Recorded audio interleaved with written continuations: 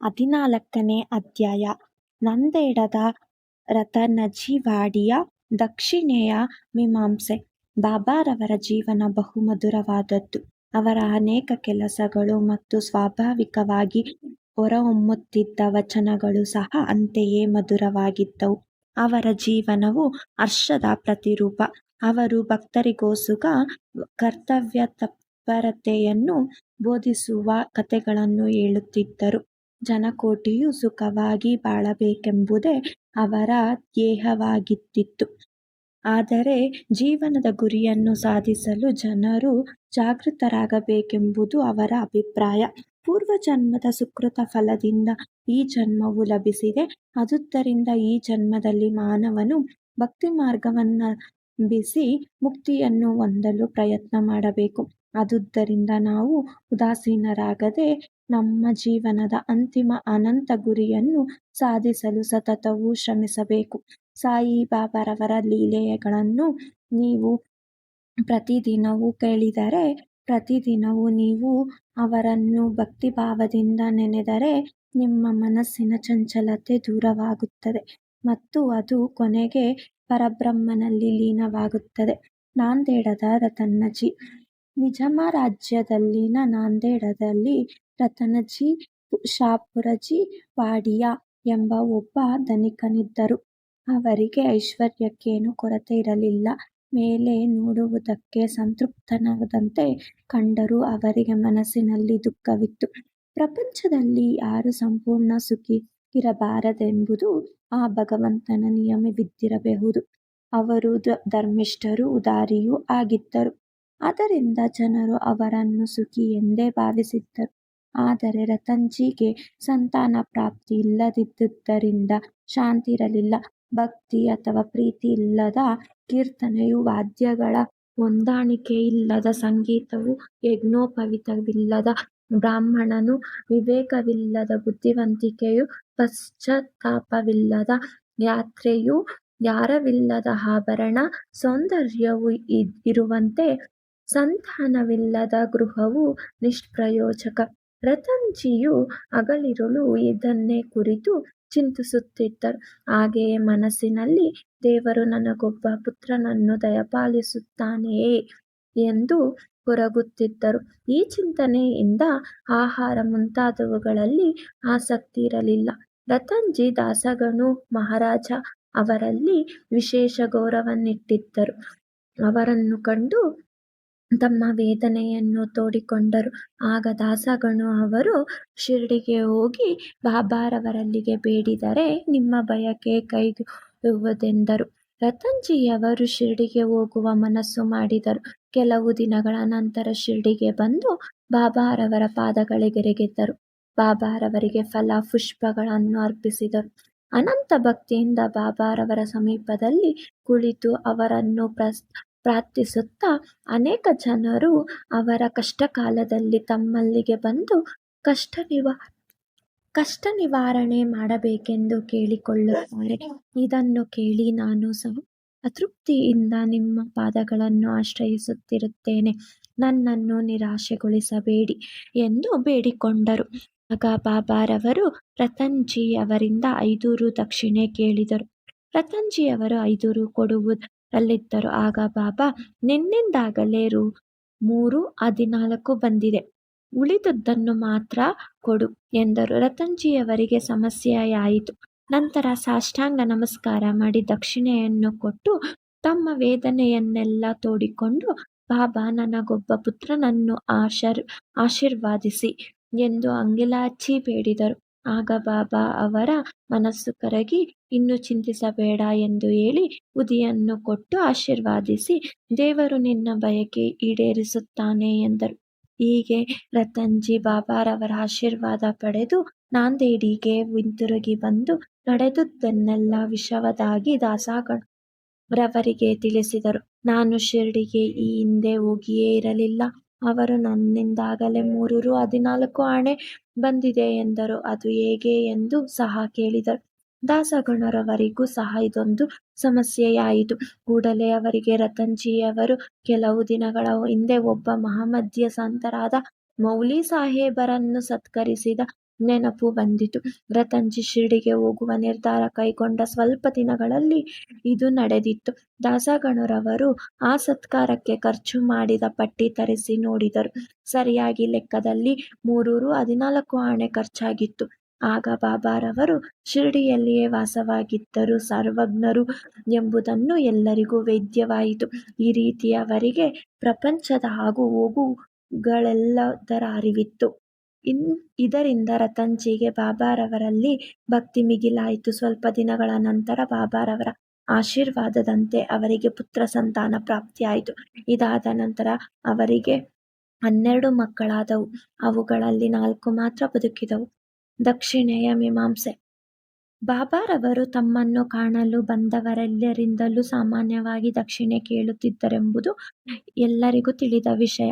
ಅವರು ಶುದ್ಧ ಫಕೀರರು ಮತ್ತು ವಿರಕ್ತರೂ ಆಗಿದ್ದರೆ ದಕ್ಷಿಣೆಯನ್ನೇಕೆ ಕೇಳುತ್ತಿದ್ದರು ಎಂದು ಕೆಲವರು ಪ್ರಶ್ನಿಸಬಹುದು.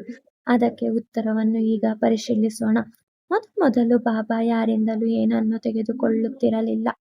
ಉರಿದು ತುಂಡು ತುಂಡಾಗಿದ್ದ ಬೆಂಕಿ ಕಡ್ಡಿಗಳನ್ನು ಆಯ್ದು ಕಿಸೆಯಲ್ಲಿ ತುಂಬಿಕೊಳ್ಳುತ್ತಿದ್ದರು. ಮುಂದೆ ಹಣ ಇಟ್ಟರೆ ಅದರಿಂದ ಎಣ್ಣೆ ಮತ್ತು ಹೊಗೆಸೊಪ್ಪು ಕೊಂಡುಕೊಳ್ಳುತ್ತಿದ್ದರು. ಅವರಿಗೆ ಹೊಗೆಸೊಪ್ಪೆಂದರೆ ಬಹಳ ಇಷ್ಟವಾಗಿತ್ತು. ಸಂತರ ದರ್ಶನಕ್ಕೆ ಬರಿಗೈಯಿಂದ ಹೋಗಬಾರದು ಎಂಬ ರೂಢಿ ಇದ್ದುದರಿಂದ ಕೆಲವರು ಅವರ ಮುಂದೆ ಕೆಲವು ತಾಮ್ರದ ನಾಣ್ಯಗಳನ್ನಿಟ್ಟು ಬರುತ್ತಿದ್ದರು. 2-3 ಕಾಸು ಇಟ್ಟಿರುವುದನ್ನು ಕಂಡರೆ ಹೆಚ್ಚಾದುದನ್ನು ಕೂಡಲೇ ಬಾಬಾ ಹಿಂತಿರುಗಿಸುತ್ತಿದ್ದರು. ಈ ರೀತಿ ಬಾಬಾರವರ ಕೀರ್ತಿ ದೇಶದ ಮೂಲೆ ಮೂಲೆಗಳಲ್ಲಿಯೂ ಹರಡಿತು. ಮಸೀದಿಯಲ್ಲಿ ಭಕ್ತರ ಜನಸಂದಣಿ ಆರಂಭವಾಯಿತು.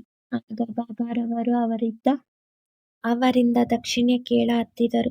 ದಕ್ಷಿಣೆ ಇಲ್ಲದೆ ದೇವರ ಪೂಜೆ ವ್ಯರ್ಥವೆಂದು ಶ್ರುತಿಯಲ್ಲಿ ವೇದದಲ್ಲಿ ಹೇಳಲಾಗಿದೆ. ದೇವರ ಪೂಜೆಗೆ ದಕ್ಷಿಣೆ ಅವಶ್ಯಕವಾದರೆ ಯೋಗಿಗಳ ಪೂಜೆಗೆ ಬೇಡವೇ? ಶಾಸ್ತ್ರಗಳು ದೇವರನ್ನೇ ಆಗಲಿ ದೊರೆಯನ್ನೇ ಆಗಲಿ ಯೋಗಿಗಳನ್ನೇ ಆಗಲಿ ಗುರುವನ್ನೇ ಆಗಲಿ ಕಾಣಲು ಹೋದರೆ ಬರಿಗೈಯಿಂದ ಹೋಗಬಾರದೆಂದು ನಮಗೆ ವಿಧಿಸಿದೆ. ಈ ಸಂದರ್ಭದಲ್ಲಿ ಉಪನಿಷತ್ತುಗಳಲ್ಲಿ ಈ ವಿಚಾರವಾಗಿ ಏನು ಹೇಳಲಾಗಿದೆ ಎಂಬುದನ್ನು ನೋಡೋಣ. ಪ್ರಜಾಪತಿಯು ದೇವತೆಗಳನ್ನು ಅಸುರರನ್ನು ಮಾನವರನ್ನು ದ ಎಂದು ಒಂದೇ ಅಕ್ಷರದಿಂದ ಸಂಬೋಧಿಸಿದ್ದಾನೆಂದು ಬೃಹದಾರಣ್ಯಕ ಉಪನಿಷತ್ತಿನಲ್ಲಿ ಹೇಳಲಾಗಿದೆ. ದೇವತೆಗಳು ಇದರಿಂದ ಧರ್ಮವನ್ನು ಅಭ್ಯಾಸ ಮಾಡಬೇಕೆಂದು ತಿಳಿದುಕೊಂಡರು. ಮಾನವರು ದಾನ ಮಾಡಬೇಕೆಂದು ತಿಳಿದುಕೊಂಡರು. ಅಸುರರು ದಯೆಯನ್ನು ಅಭ್ಯಾಸ ಮಾಡಬೇಕೆಂದು ತಿಳಿದುಕೊಂಡರು. ಮಾನವರಿಗೆ ದಾನ ಧರ್ಮವು ಶಿಫಾರಸು ಮಾಡಲ್ಪಟ್ಟಿದೆ. ತೈತ್ರೇಯ ಉಪನಿಷತ್ತಿನಲ್ಲಿಯೂ ಸಹ ಗುರುವು ತನ್ನ ಶಿಷ್ಯರಿಗೆ ದಾನ ಧರ್ಮವನ್ನು ಅಭ್ಯಾಸ ಮಾಡಬೇಕೆಂದು ಹೇಳಿರುತ್ತಾರೆ. ಧರ್ಮದ ವಿಚಾರವಾಗಿ ವಿಶ್ವಾಸದಿಂದಲಾದರೂ ಅಥವಾ ವಿಶ್ವಾಸವಿಲ್ಲದೆಯೋ ಧರ್ಮ ಮಾಡು ಎಂದು ಹೇಳಲಾಗಿದೆ. ಆದರೆ ಔದಾರ್ಯ ಮತ್ತು ದಯೆಯಿಂದ ದಾನ ಮಾಡಬೇಕು. ಬಾಬಾರವರು ಈ ಪಾಠ ಕಲಿಸಲೋಸುಗವೇ ಎಲ್ಲರಿಂದಲೂ ದಕ್ಷಿಣೆ ಕೇಳುತ್ತಿದ್ದರು.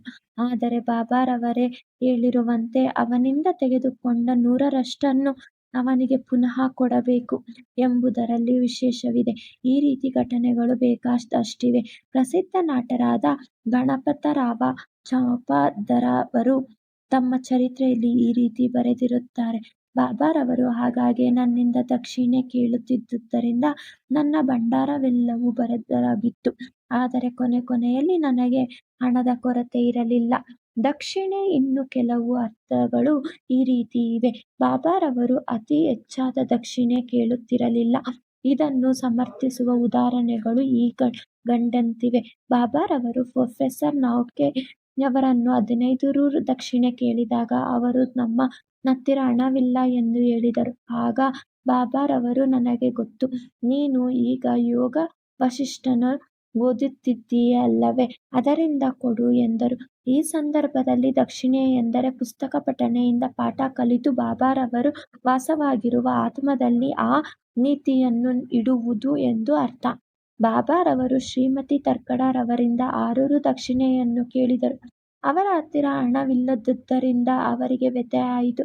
ಆಗ ಅವರ ಪತಿಯು ಬಾಬಾರವರು ನಿನ್ನಿಂದ ಕೇಳಿದ್ದು ನಿನ್ನ ಅಂತರಂಗದ 6 ಶತ್ರುಗಳು ಮೋಹ ಮಮತೆ ಆಶೆ ಇತ್ಯಾದಿಗಳು ಎಂದರು. ಬಾಬಾರವರು ಒಪ್ಪಿಕೊಂಡರು. ಬಾಬಾರವರು ಶೇಖರಿಸುತ್ತಿದ್ದ ದಕ್ಷಿಣೆಯನ್ನು ಅದೇ ದಿನ ಸರ್ವರಿಗೂ ಹಂಚಿ ಮಾರನೇ ದಿನ ಎಂದಿನಂತೆ ಫಕೀರರಾಗುತ್ತಿದ್ದರೆಂಬುದನ್ನು ನಾವು ಇಲ್ಲಿ ಮುಖ್ಯವಾಗಿ ಗಮನಿಸಬೇಕು. ಸಾವಿರಾರು ರೂಪಾಯಿಗಳನ್ನು ದಕ್ಷಿಣೆಯಾಗಿ ತೆಗೆದುಕೊಂಡ ಬಾಬಾ ಅವರವರ ಹತ್ತಿರ ಅವರು ಸಮಾಧಿಯಾದಾಗ ಕೇವಲ ಸ್ವಲ್ಪ ಹಣವಿತ್ತು. ನಿಜವಾಗಿ ಹೇಳುವುದಾದರೆ ದಕ್ಷಿಣೆಯಿಂದ ತಮ್ಮ ಭಕ್ತರಿಗೆ ಸನ್ಯಾಸ ಮತ್ತು ಪರಿಶುದ್ಧತೆಯ ಪಾಠ ಕಲಿಸುವುದೇ ಅವರ ಮುಖ್ಯ ಧ್ಯೇಯವಾಗಿದ್ದಿತು. ಠಾಣಾದ ನಿವೃತ್ತ ಮಾಮಲೆದಾರರಾದ ಶ್ರೀ ಬಿ. ವಿ. ದೇವರವರು ದಕ್ಷಿಣೆಯ ವಿಚಾರವಾಗಿ ಶ್ರೀ ಸಾಯಿ ಲೀಲಾ ಮಾಸಿಕದ 7ನೆಯ ಸಂಚಿಕೆಯಲ್ಲಿ ಈ ರೀತಿ ಬರೆದಿರುತ್ತಾರೆ. ಬಾಬಾರವರು ಎಲ್ಲರನ್ನೂ ದಕ್ಷಿಣೆ ಕೇಳುತ್ತಿರಲಿಲ್ಲ. ಕೆಲವರು ಬಾಬಾರವರು ಕೇಳದಿದ್ದರೂ ಸಹ ತಾವಾಗಿಯೇ ದಕ್ಷಿಣೆ ಕೊಡುತ್ತಿದ್ದರು.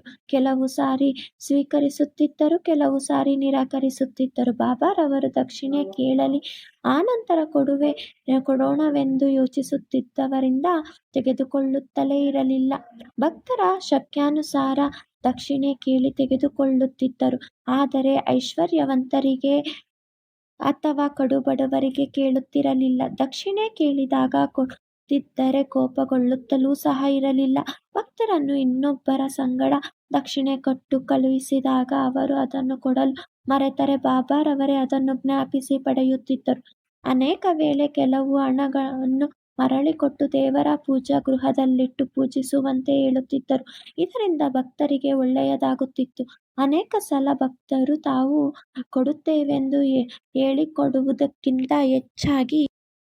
ಹೆಚ್ಚಾದ ದಕ್ಷಿಣೆಯನ್ನು ಅರ್ಪಿಸಿದಾಗ ಆ ಹೆಚ್ಚಾದ ಹಣವನ್ನು ಹಿಂತಿರುಗಿ ಕೊಟ್ಟು ಬಿಡುತ್ತಿದ್ದರು. ಕೆಲವು ಸಲ ಭಕ್ತರ ಮನಸ್ಸಿನಲ್ಲಿ ಇದ್ದಕ್ಕಿದ್ದಂತೆ ಹೆಚ್ಚಾಗಿ ದಕ್ಷಿಣೆ ಕೇಳುತ್ತಲೂ ಇದ್ದರು. ಹಣವಿಲ್ಲದಿದ್ದ ಪಕ್ಷದಲ್ಲಿ ಸಾಲ ಮಾಡಿಯಾದರೂ ಕೊಡಿರಿ ಎಂದು ಹೇಳಿದ ಪ್ರಸಂಗಗಳೂ ಇದ್ದವು. ಕೆಲವರಿಗೆ ದಿನಗಳಲ್ಲಿ 3-4 ಬಾರಿ ದಕ್ಷಿಣೆ ಕೇಳಿ ತೆಗೆದುಕೊಳ್ಳುತ್ತಿದ್ದರು.